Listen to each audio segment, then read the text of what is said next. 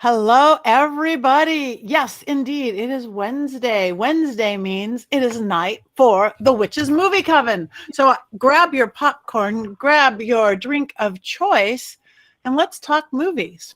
So in case you're going, who are you and what are you doing? This is the Witches Movie Coven. We are witches talking about witch movies and television and occasional who knows what as we go. My name is Patti Negri. I'm one of your hosts. I'm host of the Witching Hour podcast. And all sorts of other things. But let me introduce you to my co-host. We have the lovely Heather Greene in the top square.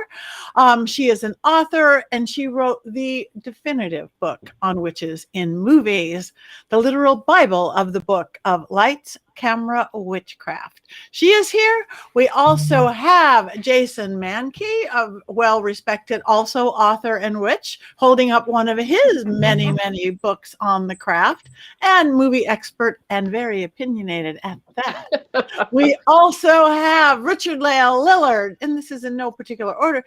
Beautiful, a fellow worker, magician, psychic, medium, gentleman psychic. Also very opinionated on his movies and television, and could never leave out the beautiful, amazing Courtney Buckley, who's now collecting books from everywhere. We're book people, I'll tell you that. Maybe we'll have to have a book club next. I don't know, with our movies. But anyway, I will let everybody introduce herself. So I guess everybody introduce what's been going on. We missed last week. I was in Australia. I guess I'll start. We missed last week because I was working in Australia. Yes, I put a little shrimp on the Barbie Down Under, and I did fall in love with Sydney. I must say, beautiful, magical, kind of witchy city. At least the part I experienced was. So that's why we weren't here last week, but we will be here next week. I'm leaving for Dallas, so I've just been on the road. I am going to stop the road for the holidays, though, so you just will have me whether you want me or not. So who wants to go next? Heather, how about going back to you? Sure. Hi, everyone. I'm glad to be back. I've missed a couple weeks due to family engagements and things going on here, but I am back, always ready to talk movies with y'all from down in Atlanta. I wrote Lights, Camera, Witchcraft, and what have I been up to lately? Well, we've been doing a lot of family stuff because it's that time. It's the holidays is here, and getting ready for Yule in a few weeks. Very excited, and helping my artist boyfriend create some really great witchy gifts. So that's been really fun and exciting. And I think I have some updates on for some of our listeners who ask questions, but I'll save those for a little bit. But I'm so glad to be back here after a couple weeks missing. We missed you indeed. All right. Now let's go to Courtney next. That's me. So I've had a lot of adventures recently. One really cool thing that happened, I've been saying I have to get my hands on Heather's book. I have to get my hands on Jason's book. And the amazing Marcus Ironwood at Llewellyn sent me a whole big box of books, and included in them were all of these. So now I can follow along with what you guys are talking about and hopefully get you guys to sign them for me sometime. But also, if viewers remember from last show, I was so jealous of everyone's Black Phillip because I didn't have my own.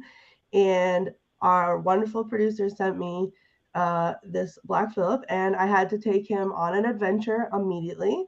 So we went to Salem. And if you go on my Instagram, I posted a bunch of his adventures. We visited all the sites. And I didn't, the Witches Movie Coven was not far from my heart while me and Black Phillip were on our adventure. I went to Why Not's Wands, and I got a wand so I can give wands up or wands down based on my opinions. So it's been busy. Yay. Thank you. Thank you. Thank you. All right. Jason. It's an exciting time for me. My 9th book is out next Friday, which is incredible to me that I've written 9 books and Llewellyn has decided to publish them. It's called Modern Witchcraft with the Greek Gods, and I'll be in Ohio with my co-author, Estrella Taylor, promoting this book at the Buckland Museum of Witchcraft in Cleveland and Witch Collab in Columbus, Ohio. And I'm going to miss next week's show because of that. And it's Yuletide season, and I wrote a book about Yule, and I freaking love Yule, and I'm already wearing my Krampus sweater. And every week I'm on the show, I will have a new sweater to where they won't all be Krampus. Krampus rules.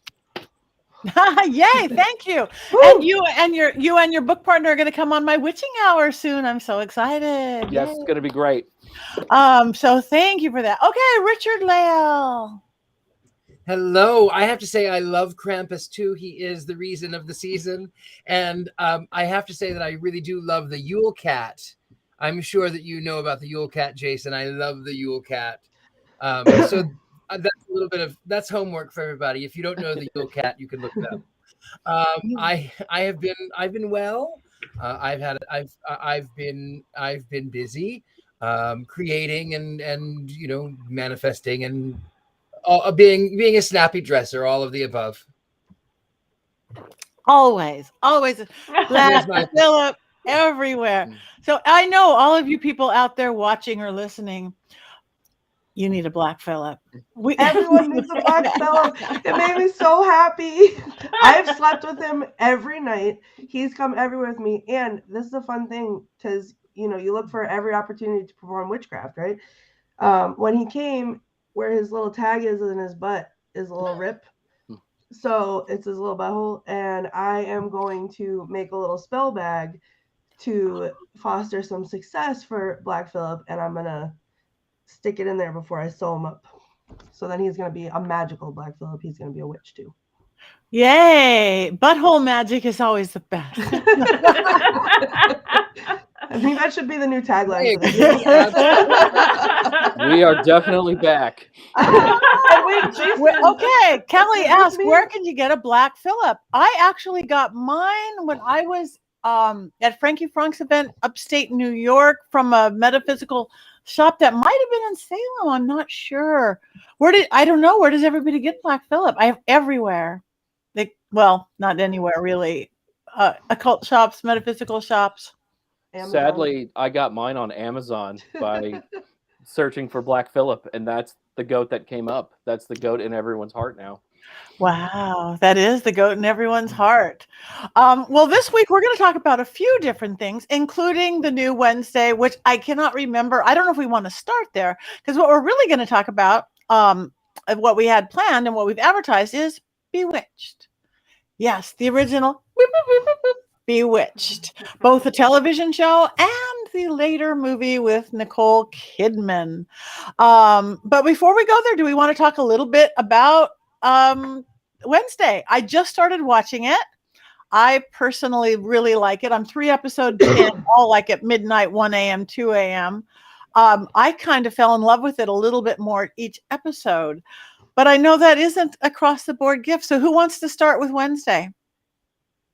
Well, I'd like to chime in here if you don't mind, because I usually, do a little bit of a history background. But what I haven't watched it yet, so I'm going to be binge watching, and I will get back to you on my wands up or wands down next week.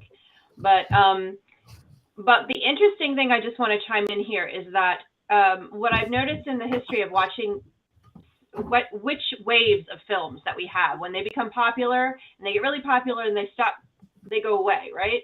We had several of them. And this current one, and they always end with teen films. They always end with resurrections of films that center on teen witches and young female witches specifically. So it's kind of interesting. I just want to point that out because we've been seeing that trend over the last 5 years. Once again, this is the 3rd time we've had that trend, and Wednesday fits right into that. So I just wanted to give a little historical perspective on that. Thank you. Courtney? Okay, so I know that I like to sometimes be controversial. I haven't watched the whole thing, but I think I'm about where you are, like 3 episodes in, and from maybe second 15, it was a solid 2 wands up for me. I think that this portrayal of Wednesday Addams is the little voice that's in my head all the time, saying all the things out loud that I don't, that I try to refrain from saying out loud. I think she's an amazing character. I think everything, like even the opening sequence with with the music and like the violin with the knife on it, like everything blows me away. And just the way that she, in that very, very, or very early scene where the boys are in the swimming pool and she takes the piranhas and dumps them in, and the smile after, it's like, oh yes, she is who I want to be when I grow up. So I give it Wands Up already. Wands Up. Yes, I got Wands Up too, but we're holding that for the end. Or Dachshund Up. All right, let's move over to Richard-Lael.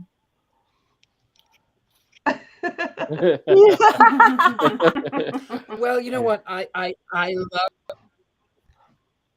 love the Addams Family more than anything on this planet, which is a weird thing to say, I guess, but I do. I like it. I prefer the earlier iterations of the family because it's not really about the family in this one, and that's fine. It evolves, and it is good to see Christina Ricci acting again.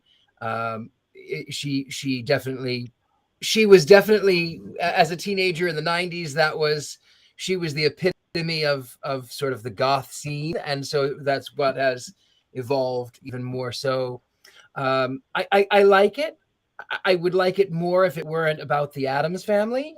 I think I like that it's sort of a girl school, sort of a Nancy Drew almost. I like that.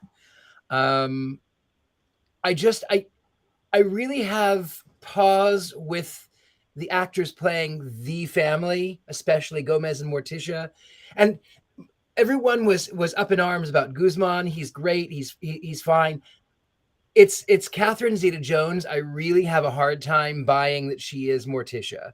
She's very actory, and she doesn't really. Gomez and Morticia don't have that static relationship that one grew to love. And the funny thing is, my own parents, who were unique in their own way, they had that passionate, enthralled relationship that you would associate with Gomez and Morticia. And my mother was tall, Native American, had dark, long black hair that went way down, and my father was a blonde with a mustache, which is not quite a Gomez, but they had a beautiful relationship.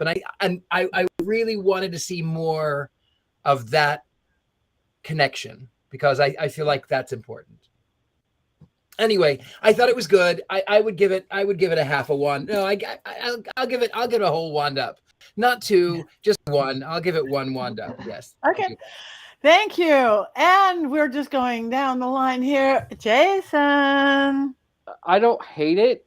I am disappointed in it, though. I think the joy of the Addams Family is watching them with so-called normal people, and sending Wednesday to a school where everyone else is an other sort of takes away from the charm of the original series.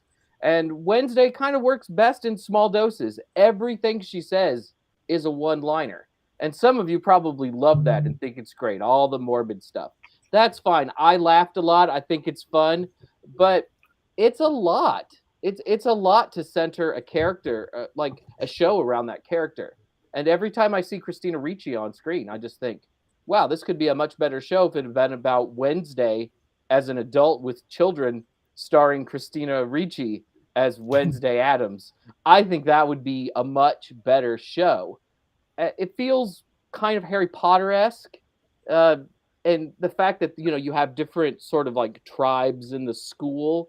And to me, that just feels sort of cliche at this point. I know I sound like I'm just really ripping on the show, and I am, because it could be so much better than it is. And there's another thing about it too, is this is a Tim Burton directed TV series for the most part. Most of the episodes were directed by Burton. He's been really involved in it.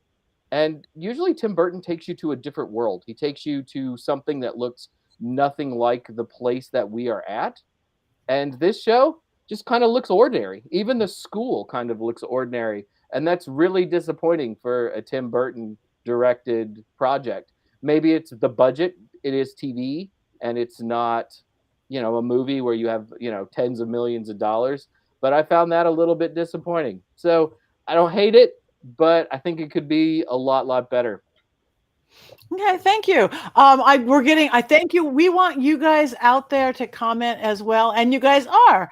I see Robert Hicks just said he loved Wednesday, but everybody else was a little shady.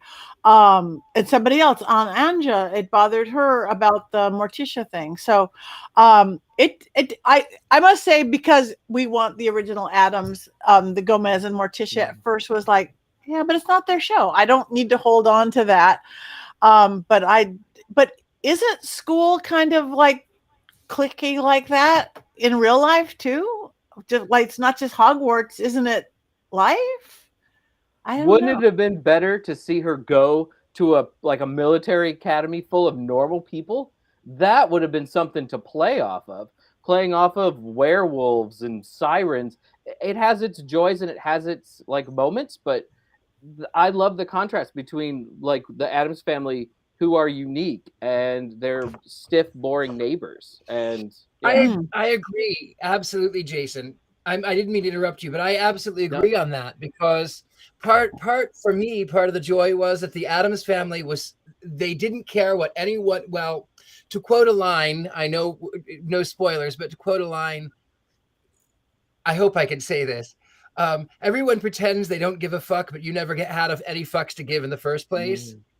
And I like that, but in reality, that's what I like.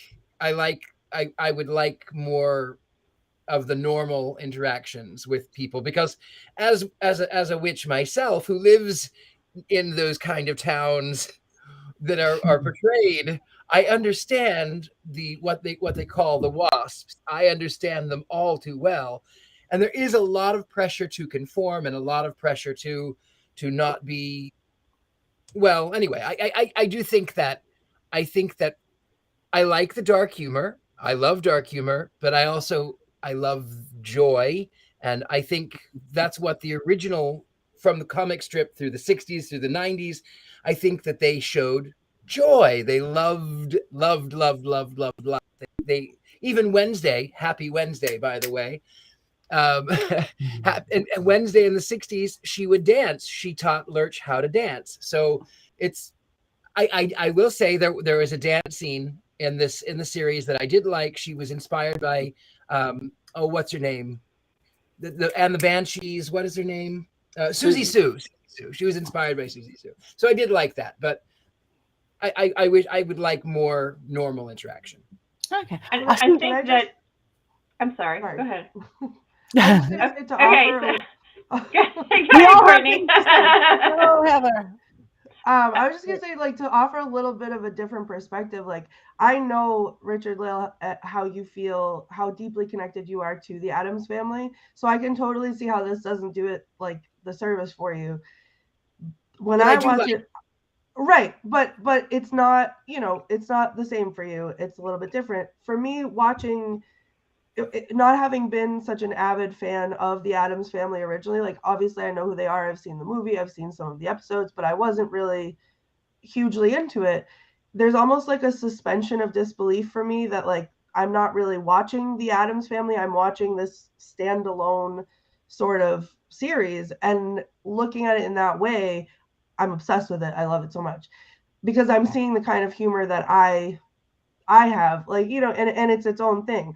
But I can totally see from your perspective how it's not doing and service. I do like it. I do like it. I do like that they are evolving and moving and changing. I like that it's become, in a weird way, when I was a weird little kid back before the movies in the 80s, and I was a weird goth kid that wore a cape to school. I mean, I was a weird kid, right? So, and then the 1990s movies came out, and I loved them. But I was that weird kid, and I enjoyed being that. And it's now sort of in vogue, and I get it. And I love that I kind of don't have a place, but I kind of don't have a place. And it's kind of that weird. Yeah. No, it makes sense. See, I like that. It's a bunch of outcasts, as they call them, the werewolves and the sirens, and the normies are the weird. I don't know. I just think it's this. They did create another world to me. It mirrors our real world, the good and the bad and the ugly, but it certainly kept my attention, and I was certainly entertained, and it certainly fit into my little weird gothy witchy world of stuff. And I literally laughed out loud at 2 a.m. when my husband's trying to sleep. He's like, oh, with your AirPods on. Oh, sorry.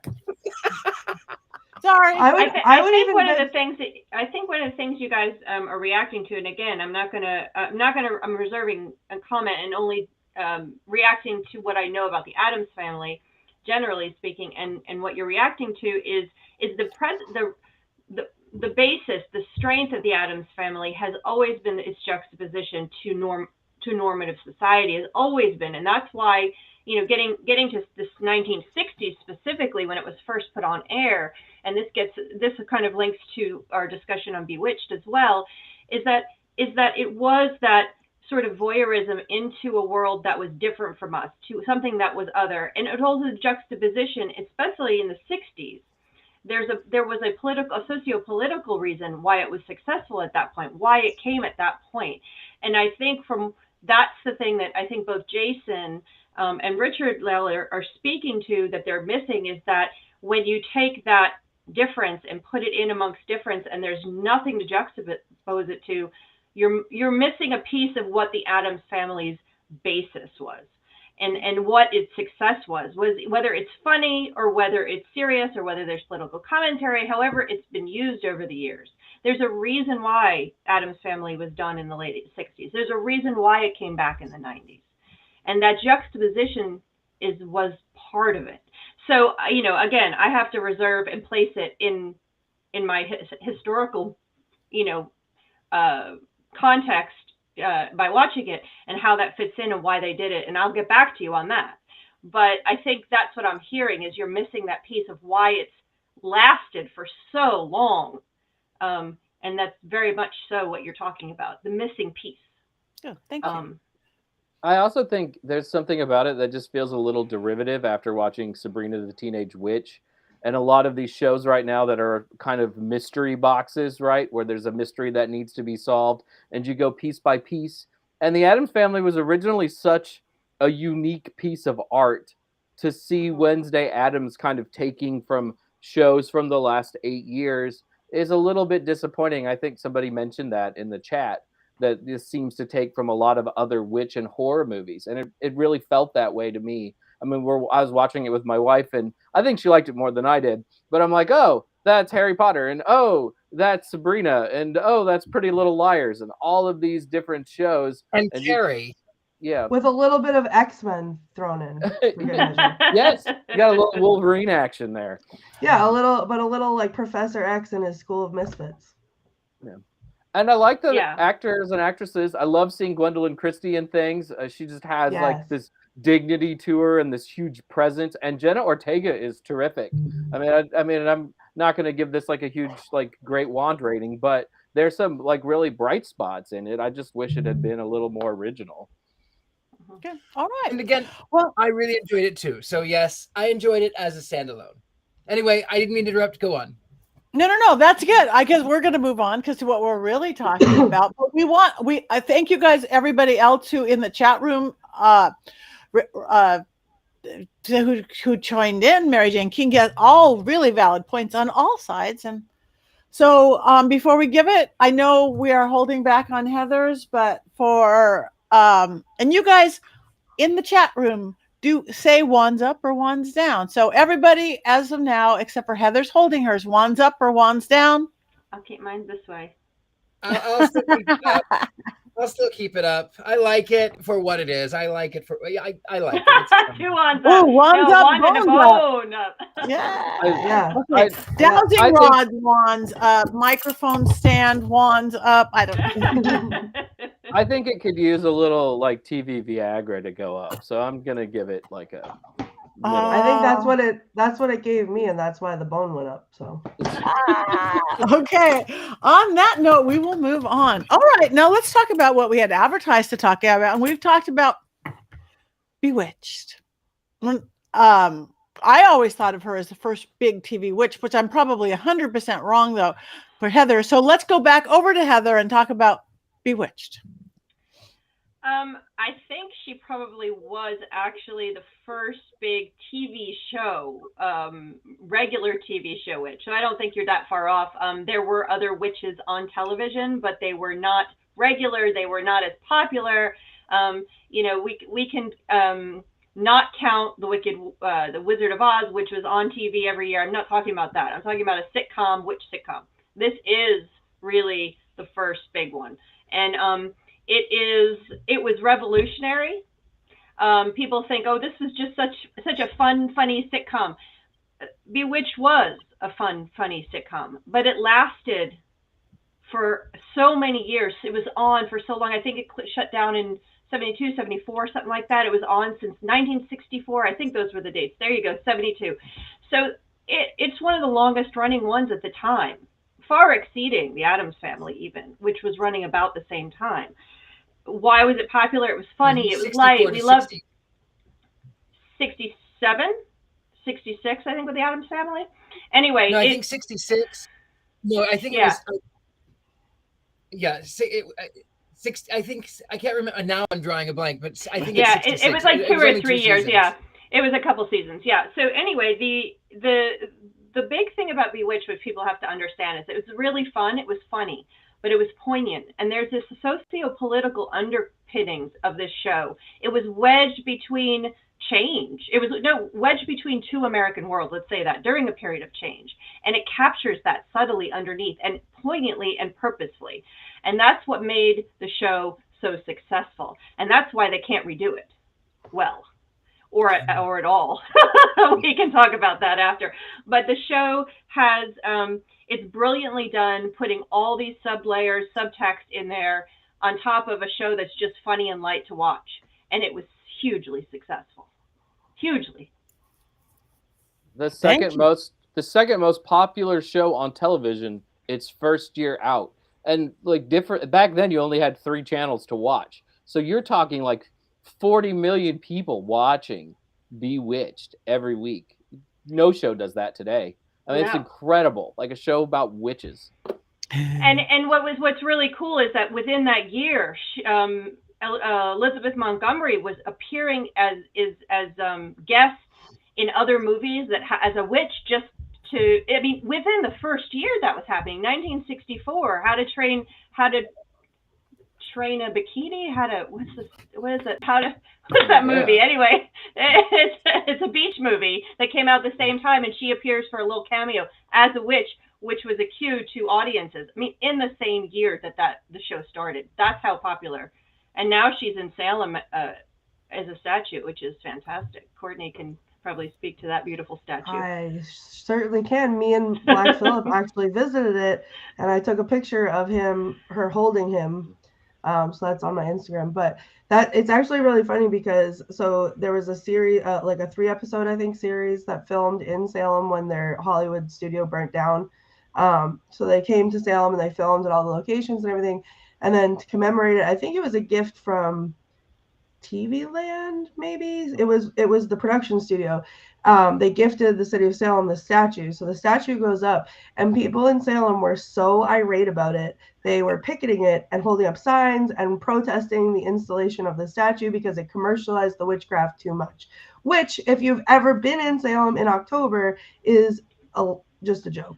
That little, because you think it's big, you see the pictures, you think it's big. It's like life size. It's just, she's not a big woman. Like it's she's sitting on a moon with like the little whatever. It doesn't take up a lot of space. You can actually, if you're not looking for it, just like glance right past it. Oh, there it is. There's Black Phillip. That's the picture I took. So there's Black Phillip right on there. So you can see he's tiny, and that's how big it is.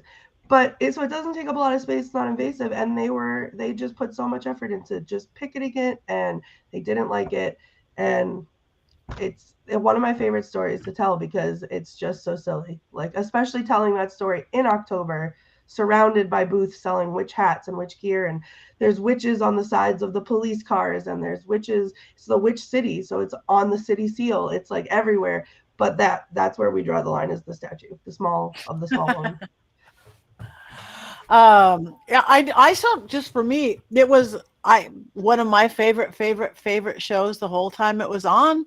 Would run home and watch it, and I think I even said this before, I never liked regular family dramas, the Little Houses on the Prairie and all those things that were just could not do. But Bewitched was special.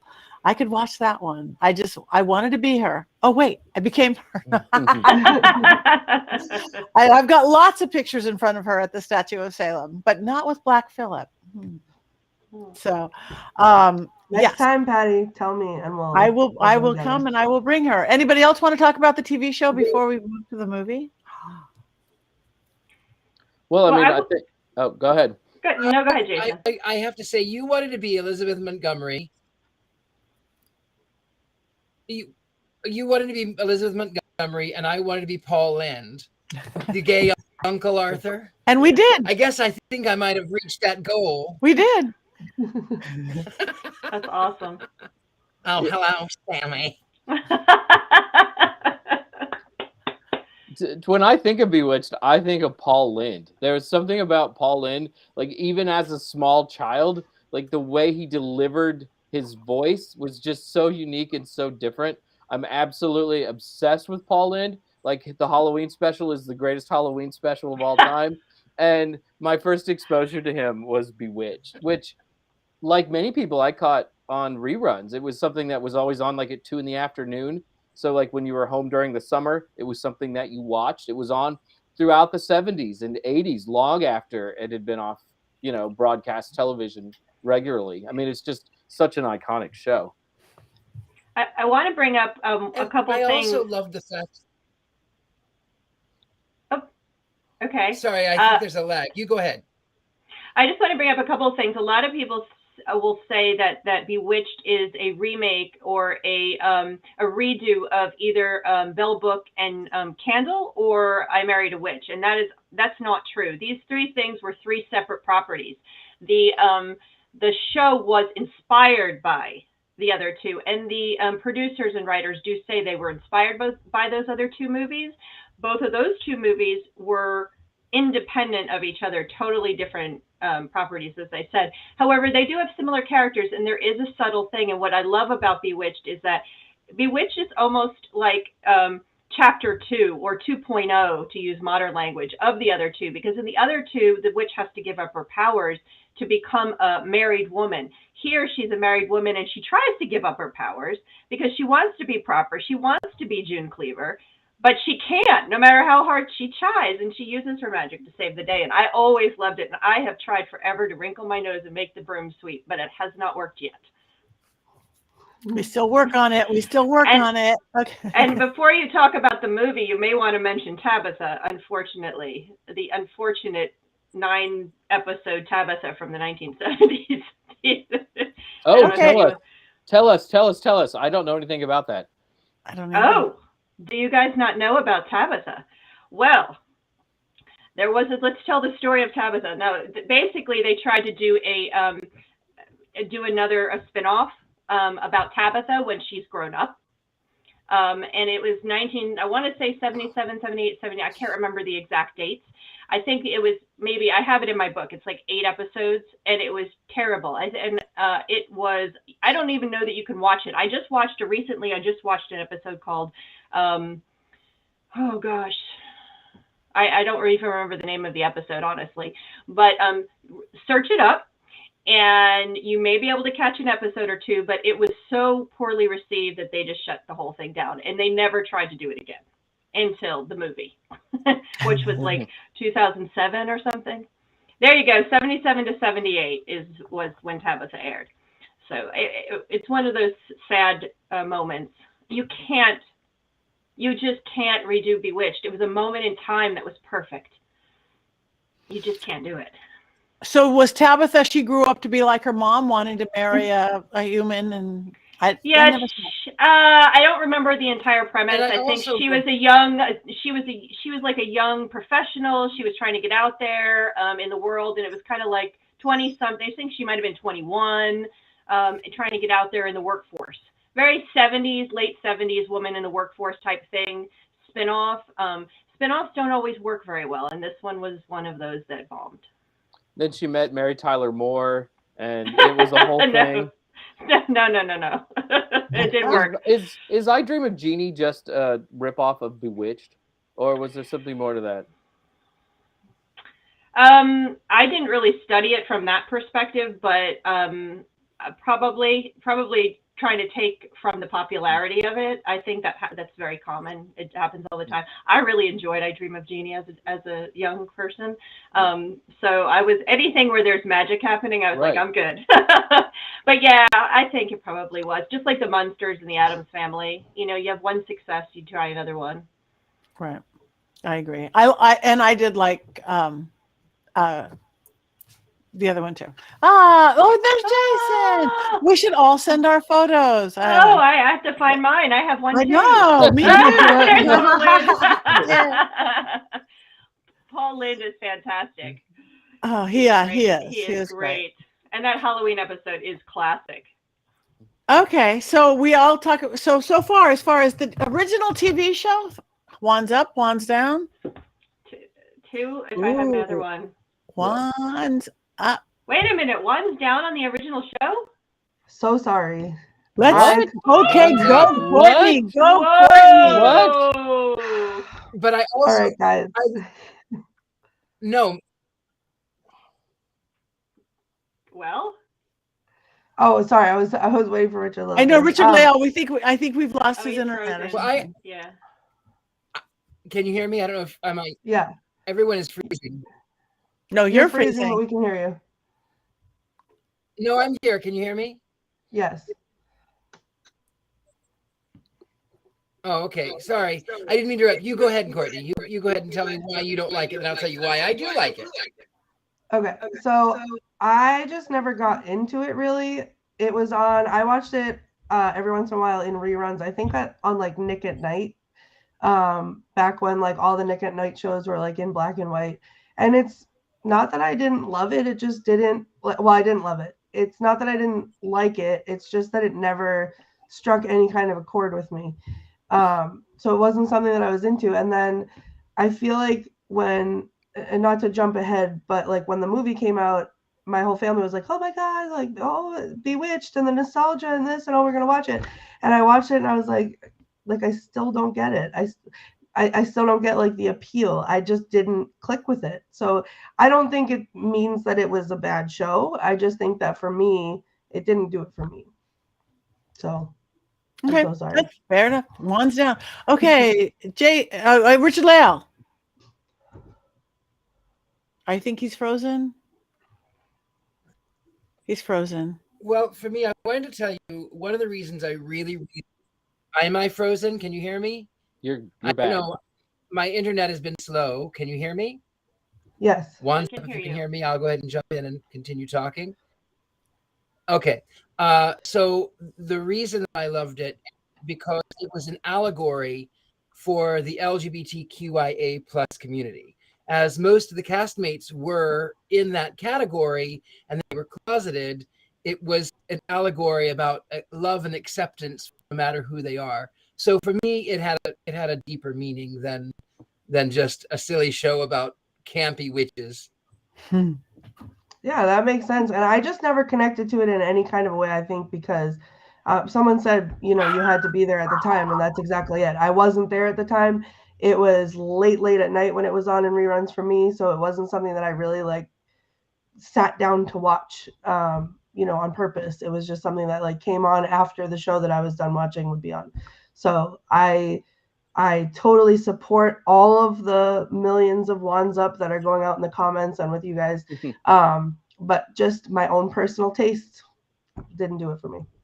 Let me speak to what Richard-Lael says, and the Bell book in Candle was very much that allegory, and it was purposely written to be that allegory. Absolutely. This one's meaning was that and broader. And so one of the things, even Courtney, if you don't like to watch the show, if you don't enjoy it, it's not funny. If you read my section on the show, you'll see the depth of a socio-political commentary and the threads that weave through this, and you can respect the show on that level, because what it was doing, like Richard-Lael suggested, it was also wedging itself in commentary on women's rights at a time in 1964, and that's what spoke to people. Like someone said in the things that you had to be there at the time. Yeah. It spoke to women there, saying, okay, here, if you up until now, witches, as an allegory for women's power, had to give up their power to become good women. And here a woman is trying to do that, but she can't because she can't give up her actual power.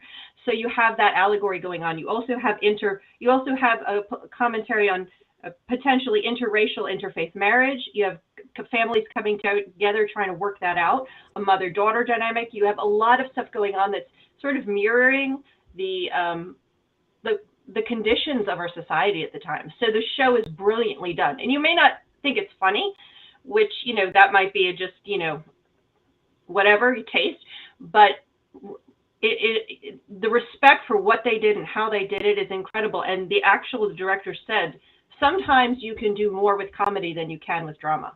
They purposely were doing this. So it's an amazing thing. Yeah, I totally, those are all things that as an adult now, those are all things that I can 100% get behind. So I feel like maybe I should go back and give it a second look and maybe change my wand answer. I don't know. Oh, like, I don't you think may I not enjoy it. Well, the you thing is, may not enjoy it. I was young, like young when I watched it. So I don't think that I got, and none of that fazed me at all. Like, it was never something that I would have picked up on. So, but like the same way as like I looked at when we talked about Witches of Eastwick, had I watched that, I might have enjoyed it then. And like watching it as an adult, it's like the opposite. Like I don't, because I get it a little differently now. But I feel like hearing what you just said about it and looking at it from that perspective, if I watched it today, maybe I'd feel differently. So, give me, what are your favorite episodes? I'm writing them down. I got my pen. Just start with number one. Work your way through.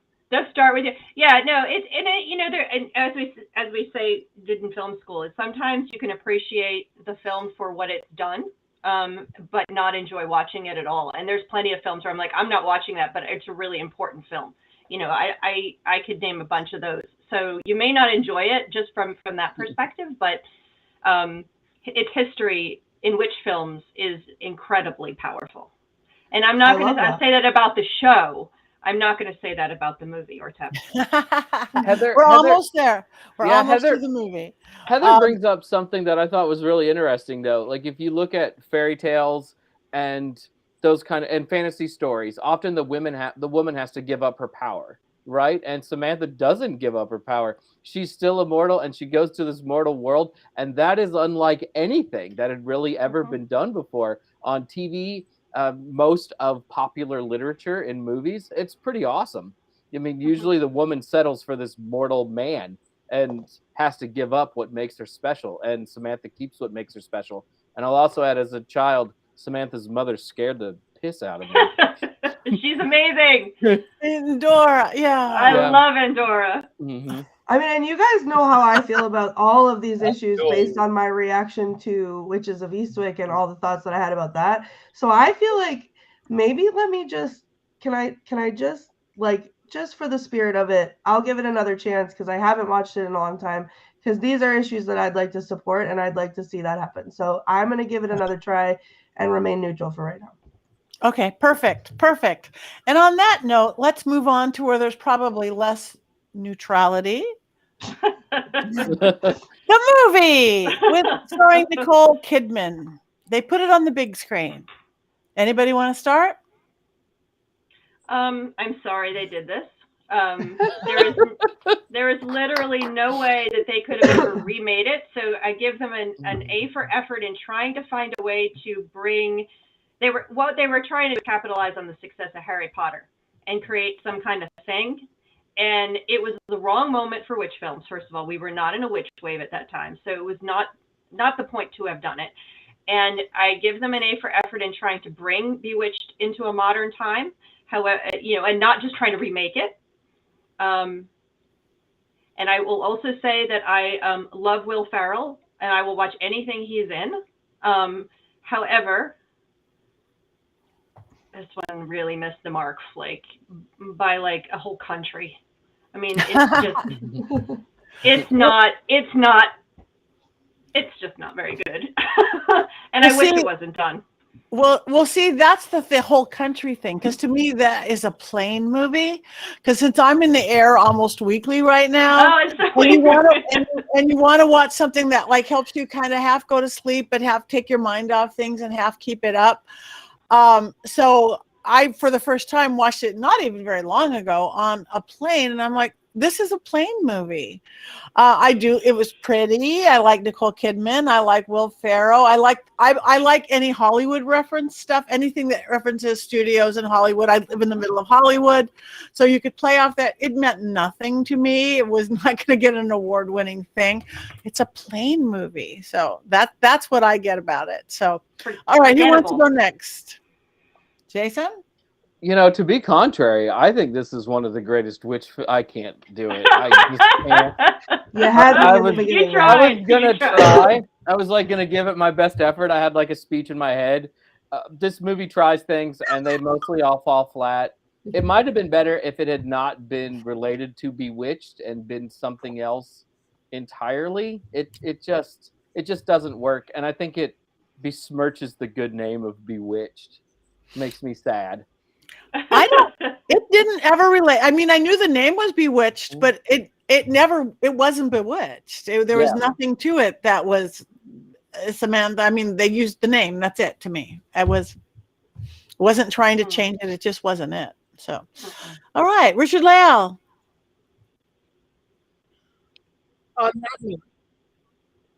On that note, I would like to say, I would like to talk about the casting actually, because the film was horrible. I hated every second of it. However, I think that if they would have cast Jim Carrey as Darren, I almost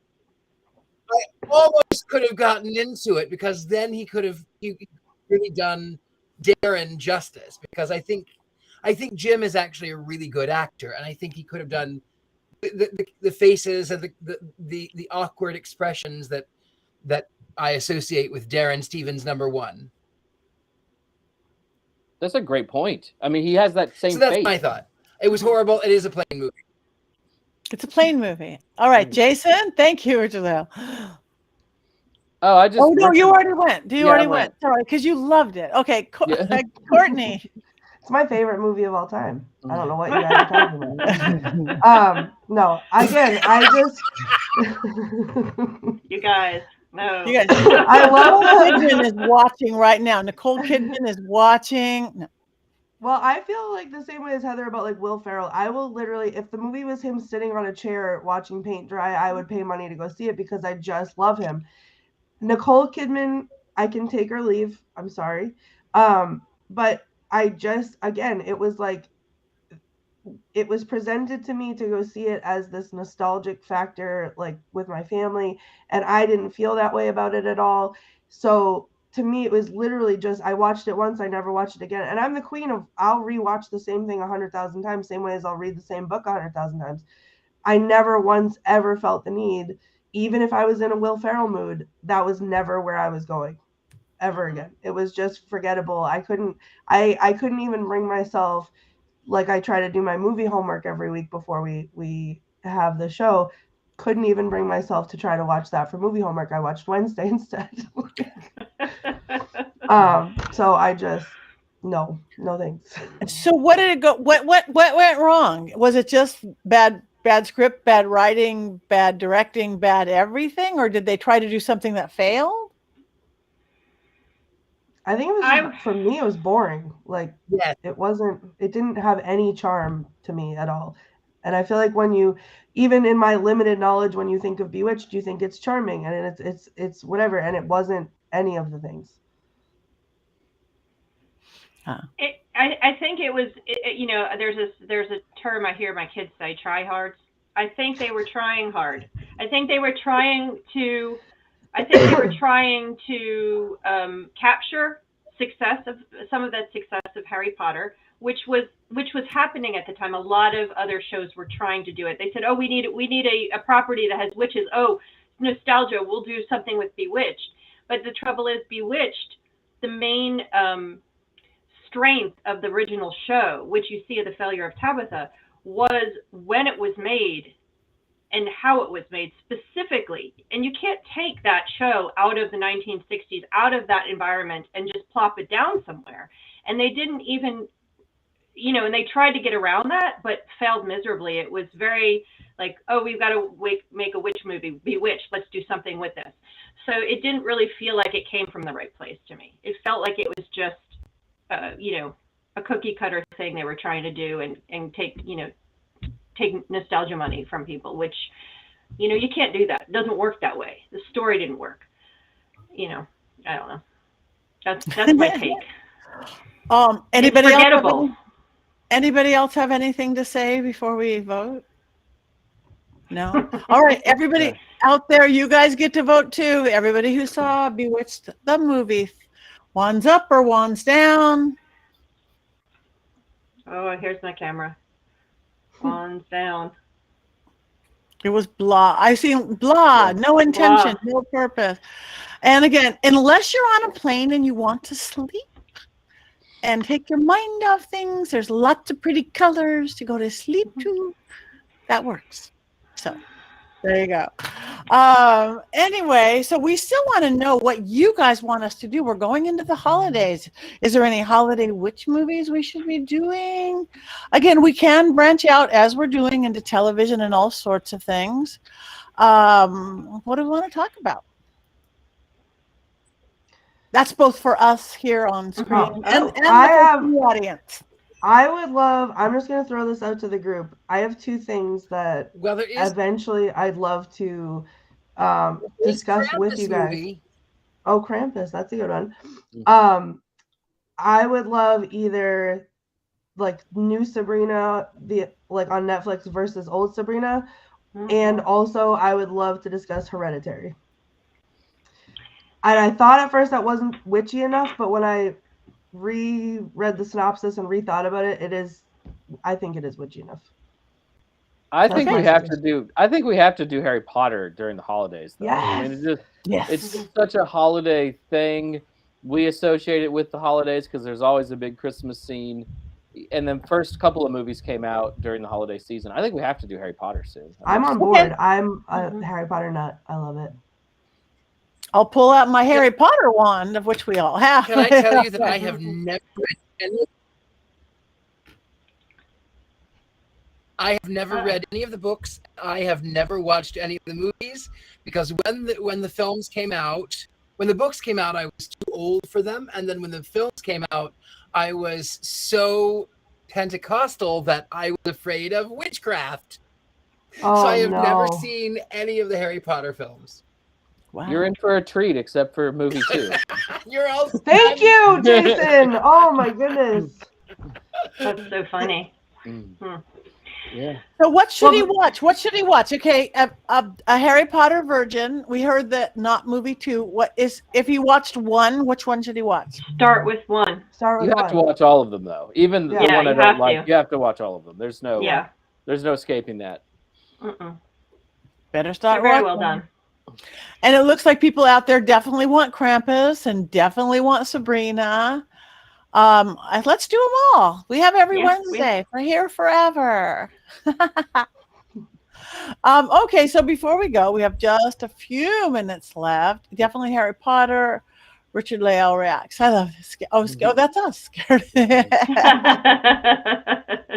All right, let's go through everybody and again tell everybody where they can find us. Now, you out there, if you like us, follow us, do all those things that we have to do in this crazy modern world. That means get a Black Phillip. No, that means like us and follow us on Instagram and Twitter and fucking whatever we're on. For those of us who have books, buy our books. Tell your friends about this Witches Movie Coven and everything else that we're doing. So before we go there, I'm just going to go in I will go in a Diosol circle versus a Witterson circle, starting with Courtney. Tell anybody where they can find you, anything you have coming up that they could watch you on, see you on live, go hang out, whatever they have. Perfect. Well, I am on, my personal self is on all the socials at the Femes, which is short for femur because it's what I love. You can find me on Instagram if you want to keep up with Black Phillip's adventures. He decorated a Christmas tree yesterday or the other day. It was very exciting. He was also seen on there reading Jason's book, so that was fun. You can also find me on TikTok. I post videos there. You can watch me on Twitch. I play horror games for everyone else's entertainment, which is a lot of fun. Or you can watch me as Ghostbait on Scared and Alone, which is scaredandalone.com, or at Scared Alone Live on all the socials. And you can watch me scare the pants off myself there too. Perfect. Thank you. All right. Jason. I'm easy to find. It's usually at Pan Mankey is the handle. On Instagram, I do also take pictures of my Black Phillip. And Courtney, we should collaborate and use hashtag Yes!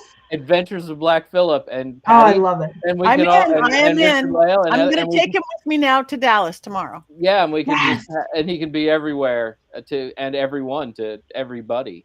That would be great. And next week, as I said earlier, I'm going to be in Ohio. So if you're out there, come see me. That would be awesome. Okay. And they can find the social medias. All right. Okay, Heather. Okay, well, the best way to find me is to go to my website, heathergreene.net. My socials are there. I'm on a few of them, Twitter, Instagram, and Facebook, and all the various places. All the links are there. Again, heathergreene.net. You can also see information about my book. And there's also a link to all of the articles, because I am also a religion journalist, and I focus on witchy stuff and occult stories. So you can read a bunch of my work there.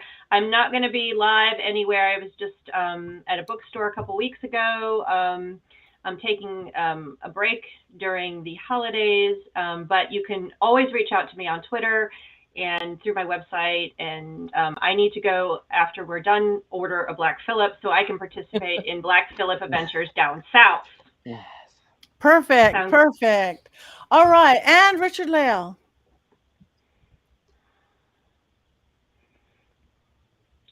You can find me anywhere fine Gentleman Psychics are sold. And that would be the Gentleman Psychic. That would be me. Or under my name, Richard-Lael Lillard. Also, for those of you who are out there, if I ever contact you and tell you that you are lucky, and I'm sending out a message to my fans for a free reading or that's not me. I will never contact you. You contact me, thegentlemanpsychic.com. But I've already given you $50. Oh no! 50 bucks is 50 bucks. There's an adventure for Black Phillip. Yeah. You know, There's Richard. an adventure for Black Phillip. Yes, and you guys, sadly, for those of us like Richard-Lael and I, and all of us, there's fake us's out there, and we won't do that. We don't contact you and tell you need a reading and tell you. We just don't. I'm luckily, after 3 years of begging, pleading, calling on the floor, going, why? I finally got verified on Instagram. So now I can finally say, I don't have the blue check, it's not the real me, but there's still fake me's on Facebook and Twitter. We don't know what Twitter is anymore. And TikTok. So yeah, we don't know what Twitter is anymore. So pattinegri.com, you can get to all my real things. Please do like us and follow us. I'm on TikTok too. Patti.negri on Instagram, Patti Negri Psychic Medium with the blue check on Facebook. Twitter's Patti Negri. And I have a YouTube page with lots and lots of free stuff and free information. And of course, my other podcasts come to The Witching Hour, which is everywhere you can get podcasts. Drops on Mondays, Spotify, Apple, Podbean, everywhere. And in video on my YouTube page and on Paraflix. So if you guys like horror and mystery and some spirituality and lots and lots and lots of paranormal, check out my network, paraflix.com. We call it the Netflix of the paranormal, but it's way cheaper, like $3.99 a month. 80% brand new programming, so check it out. We're gonna get this show on there. Okay, we're putting this show on there. I know some people, so we have this, and also I have a school to teach this kind of beautiful stuff. We have to get all you guys there. Richard-Lael is one of our teachers. It's called universitymagicus.com. It's our very own kind of Hogwarts. But we don't have teams, and we don't have boat races, and we don't have anything like that. But universitymagicus.com, it's a very, very affordable, old-fashioned, but not old-fashioned, esoteric mystery school. We have over 20 teachers, all of different paths, all of different magical, wacky, wonderful paths. We don't tell you what to believe or what the truth is. You figure it out yourself. So check that out. Go to pattynegri.com. But again, these are amazing people here with us. So tell your friends about it. We want to keep this Wednesday thing going. There is so many movies and only so many Wednesdays. So thank you. We have one left thing to do. Besides that, get yourself a Black Phillip. But we have one more thing to do that we do every week, which is, shall we play along? Let's do 3, cackle.